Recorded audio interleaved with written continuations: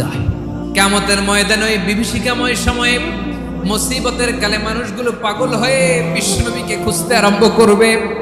সবাই মিলে বিশ্বনবীর কাছে যেয়ে বলবে, ইয়া রাহমাতাল লিল আলামিন, দেখেন আমাদের কি অবস্থা, সূর্যের আলোতে ঘেমে হয়রান, আজকে কেউ সুপারিশ করতে পারবে না। সব নবীরা অপারগতা স্বীকার করেছে, তারা বলেছে আপনি ছাড়া কেউ নাকি আল্লাহর সামনে দাঁড়াতে পারবেন না, আপনি একটু সুপারিশ করেন।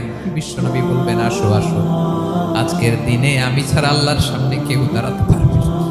বিশ্বনবী মাকামে মাহমুদে যে আল্লাহু আকবার বলে সিজদায় লুটিয়ে পড়বেন, বিশ্বনবী এমন ভাবে অজর দ্বারায় সিজদায় লুটিয়ে পড়ে কাঁদবেন, রব্বুল আলামিনের রহমতের দরিয়ায় জোশ লেগে যাবে।